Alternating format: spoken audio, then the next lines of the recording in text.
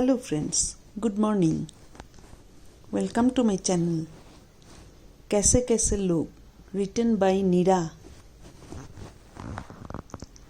अरे राम, कितना गंदा हो गया घर। संजीव, इसे साफ करने में तो कमर टूट जाएगी। ऐसे कैसे कमर टूट जाएगी मेरी जान? तुम्हारी नाजुक कमरियाँ ना टूटे, इसलिए मैंने प्रकाश को फ़ोन कर दिया। वो 2 लड़के भेज रहा है, बस आते ही होंगे। ओह संजीव, सच तुम्हें मेरा कितना ख्याल है। अच्छा, ये सब छोड़ो, भूख लगी है यार। चलो कहीं चलकर पेट पूजा कर ली जाए। अभी तो किचन में कुछ होगा ही नहीं। अरे बिना, आ गए तुम लोग। भाई इतने इतने दिन के लिए मत जाया करो, हमारे तो पड़ोस में सन्नाटा ही हो जाता है। ये लो, मैं तुम लोगों के लिए कुछ चाय नाश्ता लाई हूँ, कर लो, ठंडा हो जाएगा। ओह आंटी, आप क्यों परेशान हुए? अच्छा, आप कैसे हो? घर में सब ठीक तो है ना? हाँ बेटा, पहले तुम लोग नाश्ता कर लो, फिर आराम से बात करेंगे। अभी मैं चलती हूँ। कहते हुए शर्मा आंटी चली गई।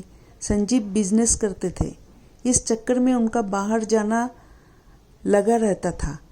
इस बार दोनों ने विदेश भ्रमण का प्लान बनाया और 1 महीने की लंबी छुट्टी पर चले गए। घर साफ हो चुका था, खाना बाहर से मंगाकर खा लिया था, बस सोने की तैयारी थी। अचानक किसी की रोने के स्वर ने बीना को झकझोर दिया। वो उठ बैठी, संजीव को देखा, वो सो चुके थे। वो उठी और खिड़की से बाहर देखने लगी। उसने अनुमान लगाया कि यह आवाज़ सामने वाले घर से आ रही है। तभी किसी का गुस्से से भरा स्वर सुनाई दिया और फिर सिसकने की आवाज़। रात के समय आवाज़ ऐसे ही अधिक सुनाई देती है।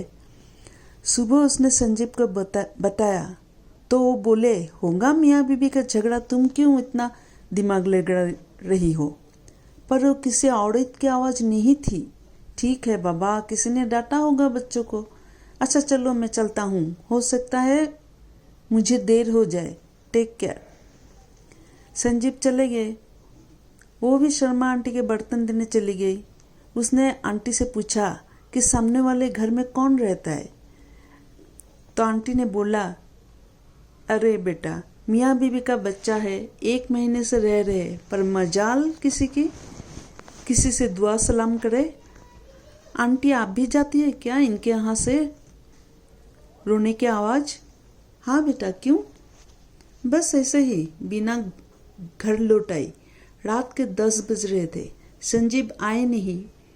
वो खिड़की में खड़ी संजीव का इंतजार कर रही थी। अचानक उसे सामने के घर की खिड़की में एक आदमी की परछाई दिखाई दी। उसके हाथ में डंडे जैसा कुछ था और उससे उसने किसी का मारना शुरू कर दिया। एक घिघियाती सी दिल फाड़ देने वाली आवाज़ सुनाई दी, फिर सिसकने की। अब तो बिना को पक्का विश्वास हो गया कि किसी पर तो अत्याचार हो रहा है, कोई तो है संकट में। दूसरे दिन संजीव के जाते ही उसने सामने वाले घर की डोरबेल बजाई। एक सुंदर से औरत ने दरवाज़ा खोला। जी आप? अरे मैं आपके सामने वाले घर में बाहर गए थे, इसलिए मिल नहीं पाए। आखिर पड़ोसियों को आपस में मिलजुल कर रहना चाहिए। बात करते हुए बीना की खोजी नजरें सिसकियों का कारण ढूंढ रही थी। तभी 2 साल का सुंदर सा बच्चा वहां आया। आपका बेटा? हाँ माँ, वो नहीं खेलती। और भी कोई है क्या आपके घर में? ये क्या कह रहा है? अरे कुछ नहीं, ये अपने खिलौने के बारे में बोल रहा है। अच्छा, अब इसको सुलाना है, ठीक है, मैं चलती हूँ। आप आइए कभी, वो सामने रहते हैं हम। बिना आ तो गई, लेकिन सोच में डूबी। अगर रात में पति ने डंडे से मारा था तो उसे सामने वाली स्त्री के शरीर पर कोई निशान क्यों नहीं? और बच्चा वो तो 2 साल का, फिर कौन? औरत को देखकर नहीं लग रहा था कि वो घर का काम कर रही होगी। बाहर से भी कोई काम वाली नहीं। फिर संशय का कीड़ा कुलबुलाने लगा था। 1-2 दिन उसने अपने संशय को परखा। जब पूर्ण विश्वास हो गया तो उसने अपने सहेली को फ़ोन किया। उसकी सहेली रीमा एनजीओ में काम करती थी। उसकी सारी बताई। रीमा ने आश्वासन दिया और अगले दिन एक पुलिस अधिकारी को लेकर आई। उस समय दिन 12 बजे थे।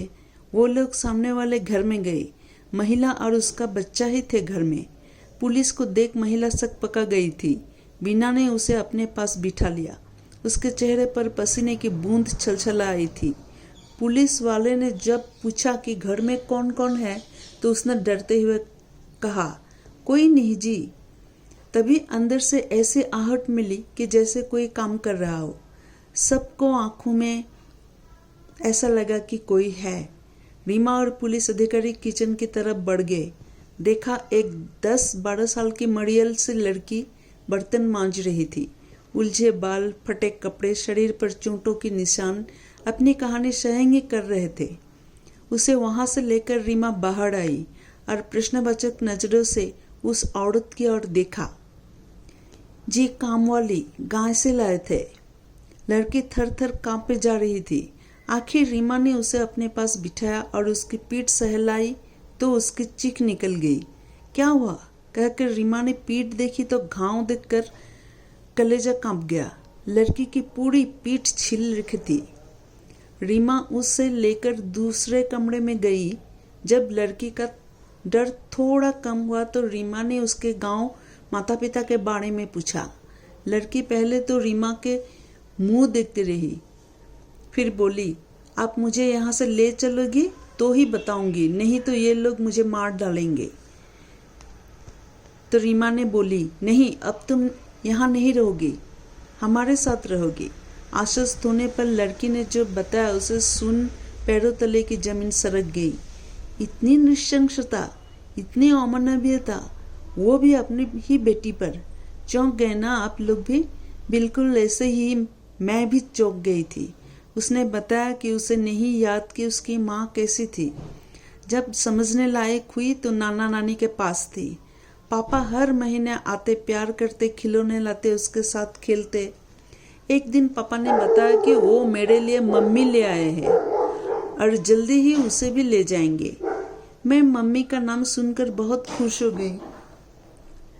फिर नानी भगवान के पास चली गई और नाना ने मुझे पापा के साथ भेज दिया। तब छोटा भैया आया ही था।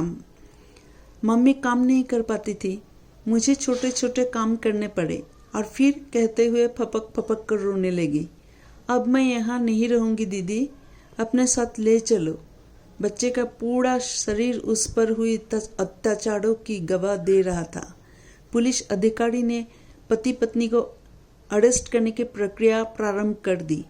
बच्ची को रीमा अपने साथ ले गई। उसे चिकित्सा की आवश्यकता थी। जब कॉलोनी वालों को अपने बच्चे के साथ माता पिता द्वारा किए गए अत्याचारों की खबर मिली तो सब दंग रह गए। सौतेली माँ ने अगर कुछ किया था तो कहा जा सकता था कि माँ सौतेली है। यहाँ तो सगा बाप ही दरिंदगी सारी हदें पार कर गया था। बीना आज मन में बहुत शांति अनुभव कर रही थी। बच्ची अत्याचारों से मुक्त हो गई थी और दोषियों को दंड मिलने की प्रक्रिया शुरू हो चुकी थी। रात को उसने संजीव को सब बताया तो वो भी आश्चर्यचकित रह गए। बोले, अगर समाज में इतनी सजागता हो तो कितना अच्छा हो जाए। तुमने बहुत अच्छा किया, मैं तो तुम्हारी बात सुन ही नहीं रहा था। हाँ संजीव, आज वह बच्चे जाने कितने दिनों के बाद चैन से सोएंगे। कैसे कैसे होते हैं लोग, है ना।